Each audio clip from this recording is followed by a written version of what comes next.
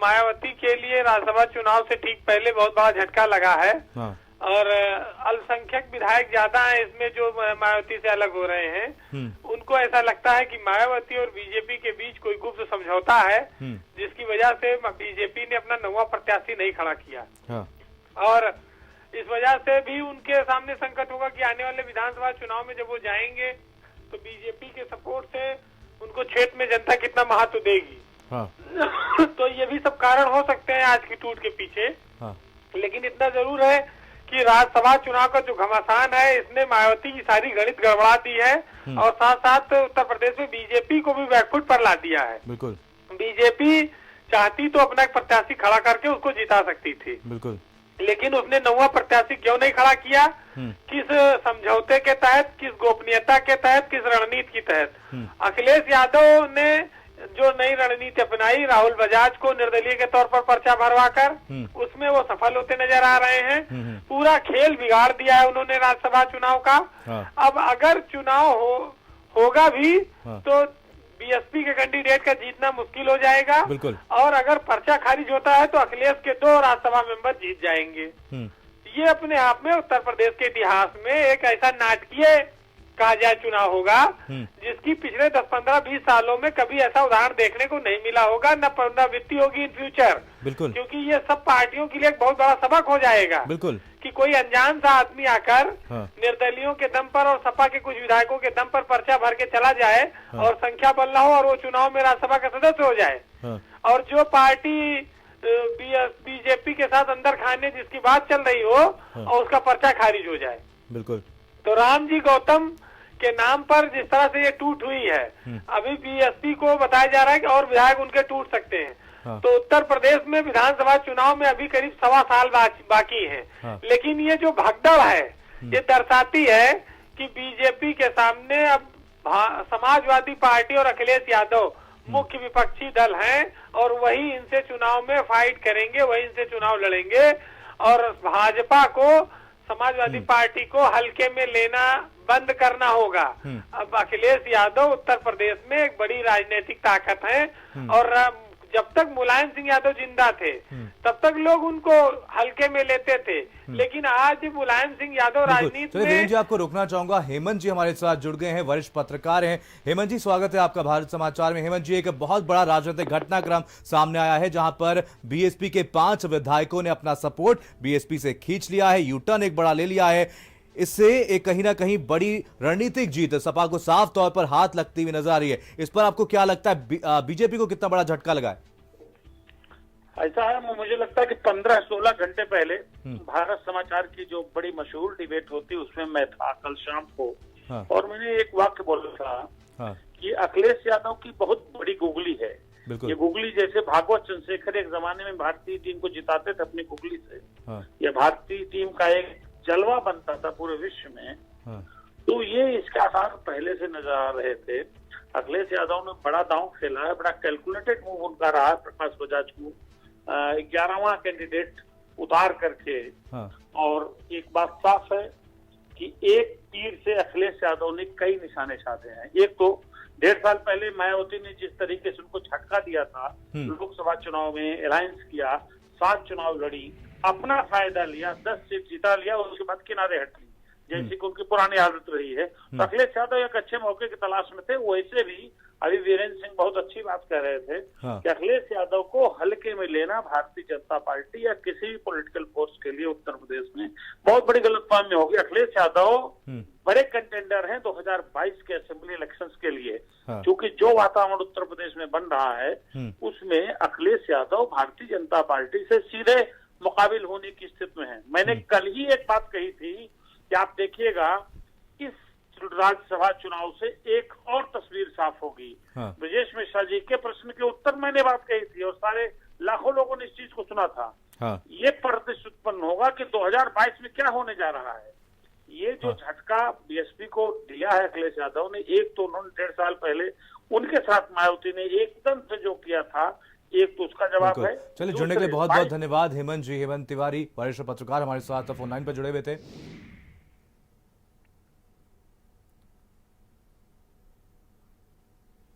आज के ताज़ा राजनीतिक घटनाक्रम में जिसमें बहुजन समाजवादी पार्टी के 5 विधायकों ने अपने पार्टी के प्रत्याशी के प्रस्तावक के रूप में अपना नाम वापस लेने की घोषणा की है, लिखित दिया है। यह कहीं न कहीं भारतीय जनता पार्टी के ऐसे विपक्षी दल जो अब तक उत्तर प्रदेश में जाति, धर्म, पंथ, मजहब और तुष्टीकरण की नाम की राजनीति करके सत्ता में आए थे, अब सत्ता से दूर होने के बाद लगातार उनके बीच के समीकरण बन बिगड़ रहे हैं। अखिलेश यादव 2017 में कांग्रेस के साथ मिलकर लड़े, 2019 में बसपा के साथ मिलकर लड़े, लेकिन नतीजा क्या हुआ यह सबके सामने है। दरअसल उत्तर प्रदेश में जनाधार विहीन और मुद्दा विहीन विपक्ष नए नए प्रयोग कर रहा है। कभी अपराधियों की जात खोजने लग रहे हैं, कभी किसी छोटी घटना को अतिरंजित करके बड़ा प्रस्तुत करने की कोशिश कर रहे हैं। उसी प्रकार से बहुजन समाजवादी पार्टी, चाहे समाजवादी पार्टी हो या कांग्रेस पार्टी, यह सजनी हमहू राजकुमार यह एक ऐसे वोट बैंक के सामने प्रस्तुत करना चाहते हैं जो कभी इनका वोट बैंक होता था, जिसके दम पर यह राजनीति करते थे। लेकिन भारतीय जनता पार्टी की केंद्र की और प्रदेश की सरकार ने सबका साथ सबका विकास के तहत जब उनके उस वोट बैंक में भी सेंध लगा दिया, जब देश के और प्रदेश के अल्पसंख्यक वर्ग का भी वोट भारतीय जनता पार्टी को मिल गया, तो बेचैन और परेशान विपक्ष के दल रोज नए नए स्वांग कर रहे हैं। उसी के कड़ी में यह ताजा घटनाक्रम है। चौहान हमारे साथ, हमारे संवाददाता इसी खबर पर और ज्यादा जानकारी के साथ सपा कार्यालय से लाइव जुड़ गए हैं। संजय, आपसे जानना चाहेंगे क्या कुछ हलचल आप देख पा रहे हैं अभी इस वक्त?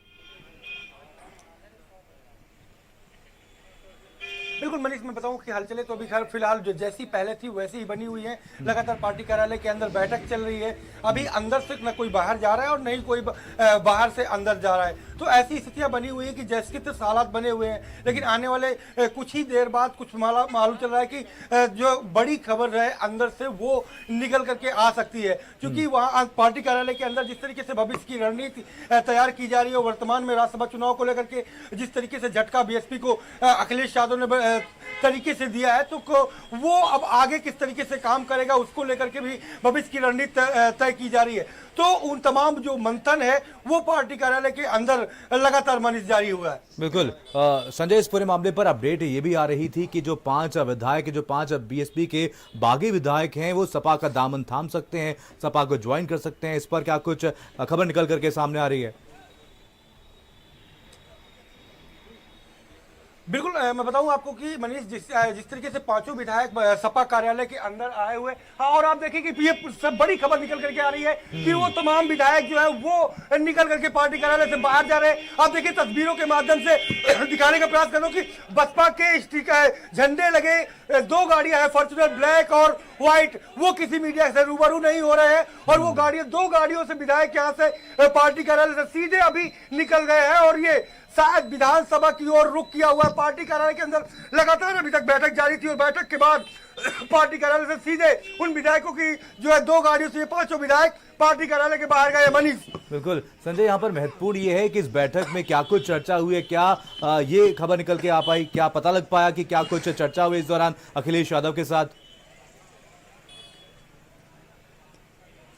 बिल्कुल, जो 5 विधायक बैठक में चर्चा कर रहे थे, अखिलेश यादव से मुलाकात कर रहे थे, उन पूरी बंद गाड़ियों में दोनों निकले हैं। मीडिया से किसी प्रकार की कोई बात नहीं की और मीडिया से बचते हुए बड़ी तेज स्पीड से यहाँ से गाड़ियां पार्टी कार्यालय से ठीक निकली है। लेकिन माना जा रहा है कि कुछ ही देर बाद कोई पार्टी के लाइन के जो नेता है वो जरूर निकलेंगे और उनसे मैं आप जानने का जरूर प्रयास करेंगे कि आखिरकार बैठक में क्या हुआ और भविष्य की जो रणनीति है वो किस तरीके से तय की गई। क्या ये 5 विधायक पार्टी का दामन थामेंगे? क्योंकि जिस तरीके से उन्होंने यू टर्न लिया है तो बसपा में जाने की गुंजाइश बहुत कम बचती है, क्योंकि बसपा मुखिया की जिस तरीके का नेचर है। लेकिन ये ऑफिशियल घोषणा कब होगी, इन तमाम सवालों के जवाब हम लेने का प्रयास जरूर करेंगे। फिलहाल पार्टी कार्यालय से 5 विधायक रवाना हो चुके हैं। बिल्कुल बिल्कुल संजय, यहाँ पर कहीं ना कहीं एक बड़ी टूट बसपा में साफ तौर पर देखने को मिल रही है। और क्या कुछ खबर आपको मिल पा रही है? क्या जो बसपा के और विधायक है वो भी सपा कार्यालय पहुंच सकते हैं कुछ देर में? बिल्कुल मनीष, खबर ये आ रही है कि बसपा के कुछ और विधायक हैं वो भी टूट सकते हैं, क्योंकि इन 5 विधायक जो अल्पसंख्यक जो है समुदाय से ज्यादा है वो यहाँ पर थे। पार्टी कार्यालय में मुलाकात करके यहाँ से वो भी रवाना हुए। कुछ लोग और भी संपर्क में हैं, तो भविष्य में कुछ ही दिन में वो भी टूट सकते हैं, क्योंकि अखिलेश यादव लगातार अपने प्रत्याशी को जिताने का प्रयास जता रहे हैं जो अपने समर्थित था। फिलहाल अभी जो है पार्टी कार्यालय के जो बाहर है वो गेट पूरी तरीके से फिर से बंद कर दिया गया है। अभी कोई निकल नहीं रहा है, लेकिन प्रयास ये किया जा रहा है कि लगातार जो बैठक हुई, इस बैठक में क्या निष्कर्ष निकला है, उन निष्कर्ष को जानने का प्रयास किया जाए और जब आगे की भविष्य की रणनीति क्या बनेगी है उसको जाना जाए। बने रहिए। वीरेंद्र जी हमारे स्टेट हेड इसी खबर पर जानकारी के साथ जुड़ गए। वीरेंद्र जी, कहीं ना कहीं एक बहुत बड़ा झटका यहां पर इन 5 विधायकों ने दिया है। क्या लगता है इन 5 विधायकों के टूटने के बाद, अलग होने के बाद और भी बीएसपी के जो विधायक हैं वो बसपा से अलग हो सकते हैं?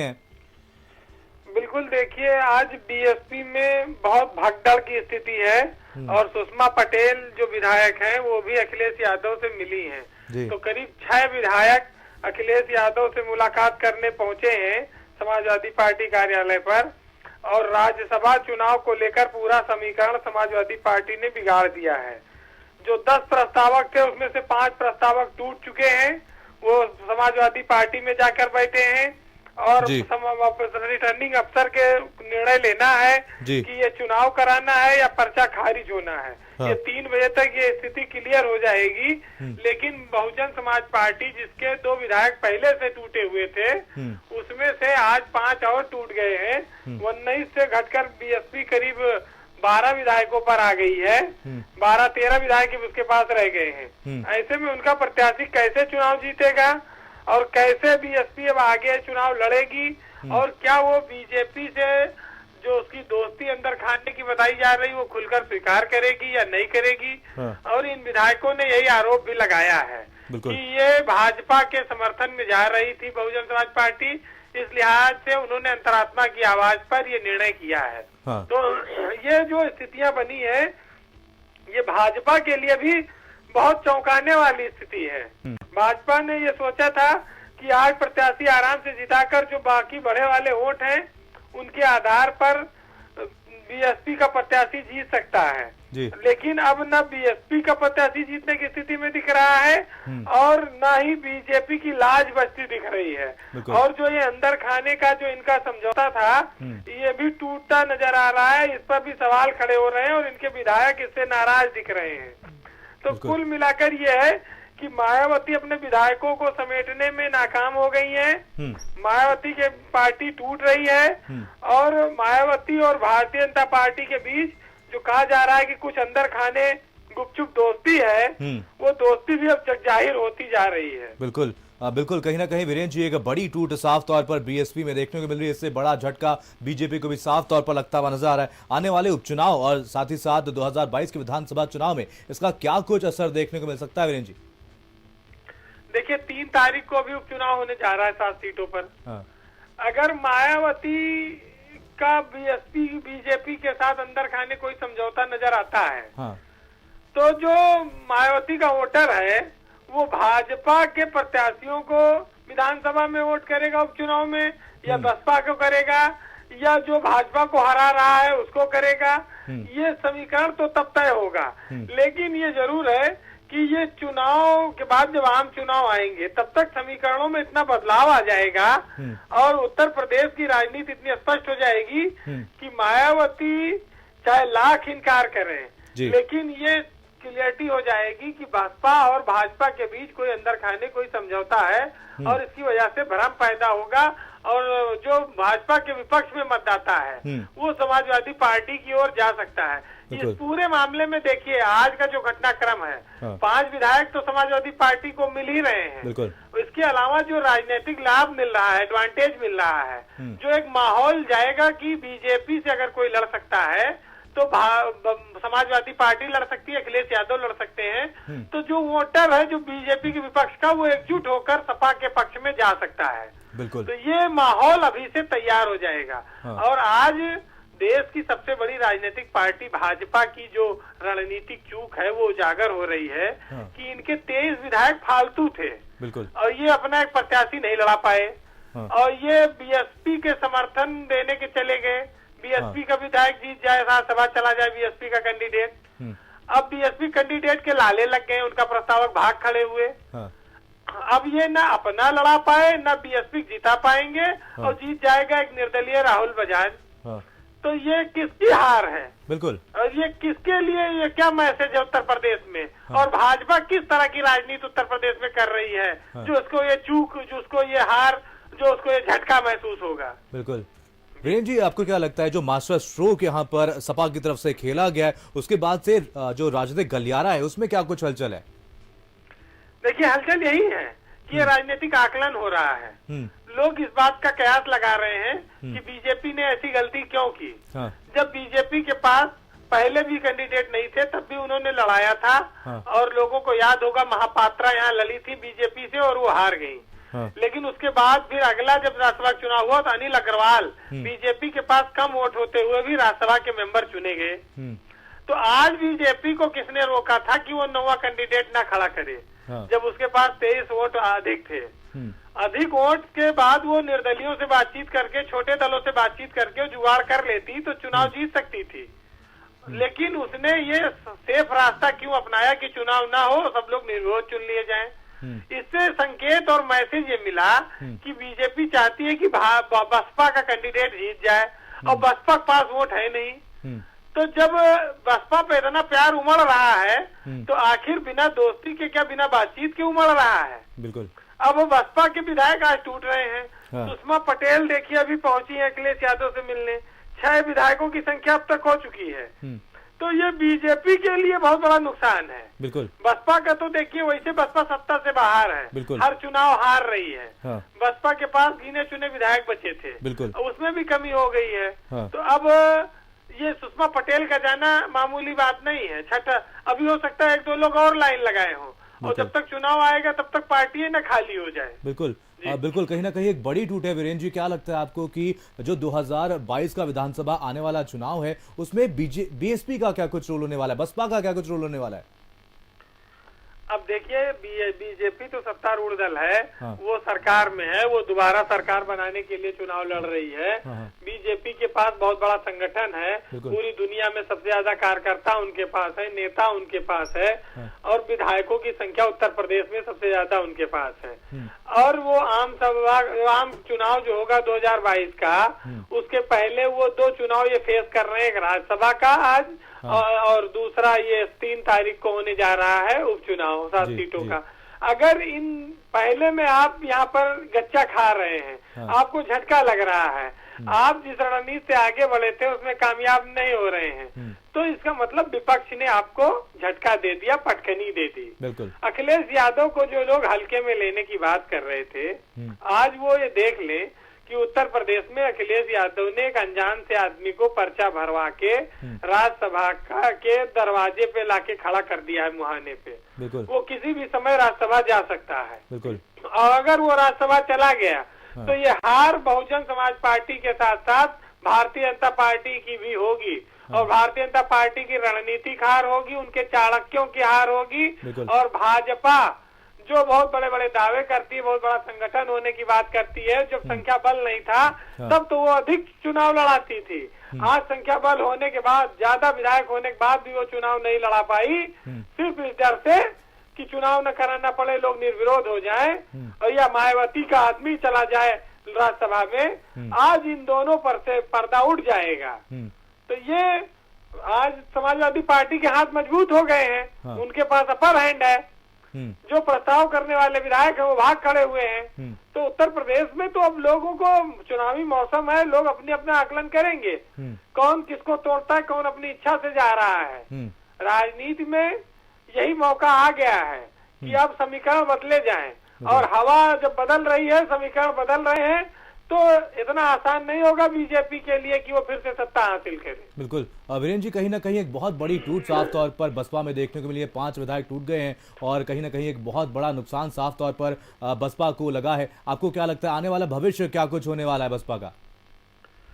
देखिए, बसपा तो 2012 में चुनाव हार गई, फिर 2017 में विधानसभा का हार गई, 2014 में लोकसभा का हार गई, 2019 में लोकसभा का हार गई। बिल्कुल। बसपा लगातार चुनाव हार रही है और समाजवादी पार्टी लगातार चुनाव जीत रही है और भाजपा से लड़ रही है। भाजपा देश की सत्ता में, उत्तर प्रदेश की सत्ता में मजबूती से कायम है, लेकिन वो ये दर्शाती है कि समाजवादी पार्टी हमारे लिए बहुत हल्की पार्टी है, हम उसको गंभीरता से नहीं लेते। लेकिन आज की जो स्थिति है वो दर्शाता है कि समाजवादी पार्टी बीजेपी को कड़ी टक्कर देगी उत्तर प्रदेश में। बीजेपी को सत्ता सत्ता में आने के लिए दो हाथ सपा से ही करने हैं। बिल्कुल। सपा इतनी आसानी से इस बार उनको सरकार नहीं बनाने देगी। बिल्कुल। अखिलेश यादव एक बार मुख्यमंत्री रह चुके हैं, वो फिर पूरी ताकत से चुनाव लड़ेंगे। हाँ। तो ये माहौल बनना तैयार हो गया है और उत्तर प्रदेश की राजनीति में दो ध्रुवों की ओर स्थितियां जा रही हैं। अगर बसपा के विधायक टूटते रहे इसे तो बसपा खाली हो जाएगी।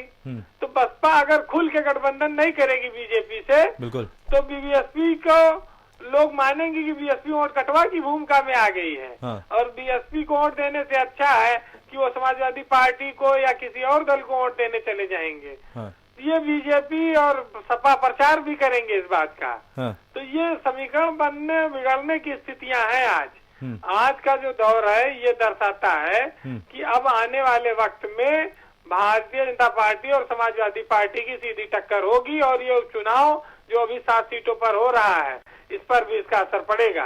बिल्कुल जी। वीरेंद्र जी, जानना चाहेंगे आपसे जो बड़ा घटनाक्रम आज हुआ है इससे बीजेपी को कितना बड़ा नुकसान पहुंचा और क्या कोई रणनीति में बदलाव करने की जरूरत है आज बीजेपी को? बीजेपी को और सतर्क होने की जरूरत है, क्योंकि अगर चुपचाप आप ये मान के बैठ जाएंगे कि हमारी रणनीति अंतिम है तो सामने वाला कभी कोई चाल चलकर बाजी पलट सकता है। आज ये बाजी पलट दी गई है समाजवादी पार्टी द्वारा। हालांकि बीजेपी के कोई विधायक नहीं टूटा है, लेकिन बीजेपी का एक तरह से कहा जाए जो उद्देश्य था और बीजेपी का जो संकल्प था वो टूटा है। बीजेपी अगर अपना 9वां कैंडिडेट खड़ा करती तो वो अपने ताकत के दम पर, सत्ता थी उसके पास, अपने विचारों से, अपनी नीतियों से वो चुनाव जीत सकती थी। जैसे उसने पिछले चुनाव में अनिल अग्रवाल को जिताया था। उसने इस बार हिम्मत क्यों नहीं दिखाई 9वां कैंडिडेट खड़ा करने की?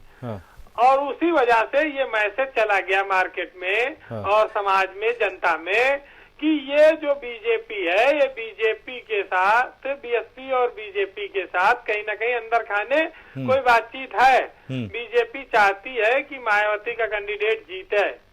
तो और अब उसके बाद फिर जो रणनीति बनी वो आपके सामने है कि 5 जुड़ने के लिए बहुत बहुत धन्यवाद। तमाम जानकारी के लिए बहुत बहुत धन्यवाद वीरेंद्र जी।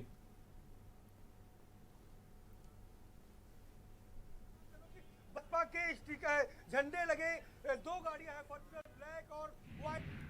और आप देखेंगे कि ये सब बड़ी खबर निकल करके आ रही है कि वो तमाम विधायक जो है वो निकल करके पार्टी कार्यालय से बाहर जा रहे हैं। आप देखिए तस्वीरों के माध्यम से दिखाने का प्रयास कर रहा हूं कि बसपा के स्टिकर, झंडे लगे, 2 गाड़ियां हैं, फॉर्च्यूनर ब्लैक और व्हाइट। वो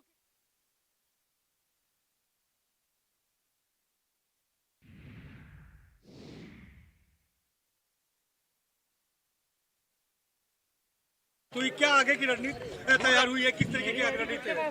देखिए ऐसा है, इस विधानसभा में सबसे ज्यादा वोट भारतीय जनता पार्टी के हैं। उनके पीछे करिए ना, इसको पीछे करिए इसको यार। इस विधानसभा में सबसे ज्यादा वोट भारतीय जनता पार्टी के पास हैं। उनके 9 लोग जीते थे, उन्होंने 8 लोग से पर्चा भराया। क्यों भराया वो जानते होंगे। उसके बाद समाजवादी पार्टी के वोट हैं। समाजवादी पार्टी ने अपने वोटों के अनुसार 2 लोगों को पर्चा भराया है, एक को पार्टी से और एक निर्दलीय का प्रत्यावेदन को सेकंड किया है। अब इसके अलावा जो बाकी लोग हैं उन्होंने जो उम्मीदवार लड़ाए हैं तो उन्हें बताना खुद चाहिए कि उन्होंने किस वोट के आधार पे किससे बातचीत करके चुनाव लड़ाया है। सवाल ये है, रणनीति हमारी कुछ नहीं है। हमारे जो वोट हैं वो हम अपने उम्मीदवार को देंगे, सेकंड प्रायोरिटी वोट हम अपने दूसरे उम्मीदवार को देंगे। और इसके अलावा जो secular minded, like minded parties हैं, जो दल हैं, जो निर्दलीय विधायक हैं, सब लोगों से निर्दलीय प्रत्याशी अपने लिए वोट मांगेगा। जो जिसको देना चाहेगा देगा। लोकतंत्र में सबको अधिकार है। बसपा के कितने विधायक आपके संपर्क में है? अभी 5 की चर्चा आ रही थी, 6 लोग निकल के गए। भाई हमारा काम संपर्क करना नहीं है ना। अभी तो आज नॉमिनेशन वैलिड हो जाएंगे। हम तो 403 में से 395 वोट हैं, सबसे संपर्क करेंगे। जो भाजपा से नाराज है, भाजपा में नहीं रहना चाहता, हम उससे संपर्क करेंगे। जो भाजपा, जो भी पूरी पार्टी से निर्दलीय उम्मीदवार सबसे वोट मांग सकता है, सबसे मांगेगा, वो उसे मांगना चाहिए। तो क्या बसपा के और लोग भी टच में है? अरे हम टच में क्यों होंगे? जिसको वोट लेना है वो होगा ना। हमें तो वोट नहीं लेना। हमारे उम्मीदवार के पास, समाजवादी पार्टी के अधिकृत प्रत्याशी के पास पहले से वोट हैं और जो हमने निर्दलीय उम्मीदवार का समर्थन किया है उसको अपनी पूरी ताकत का वोट देंगे।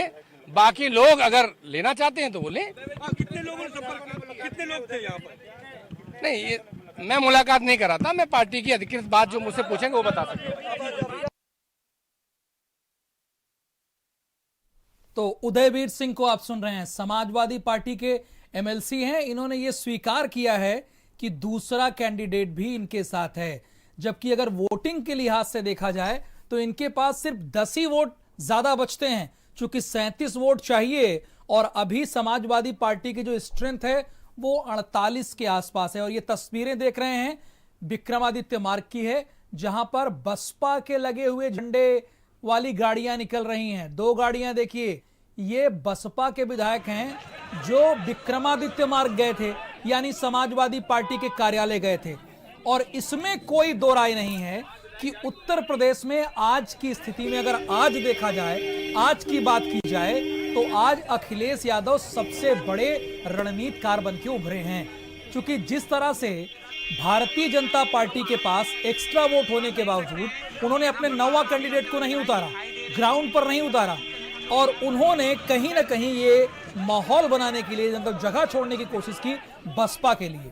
लेकिन आकाश बजाज के तौर पर, निर्दलीय प्रत्याशी के तौर पर नामांकन कराकर और उसके बाद रामजी गौतम के प्रस्तावकों ने जब अपना पर्चा वापस लिया, उन्होंने प्रस्तावक न बनने का निर्णय लिया, तो ये स्थिति बहुत ही दिलचस्प हो चली है।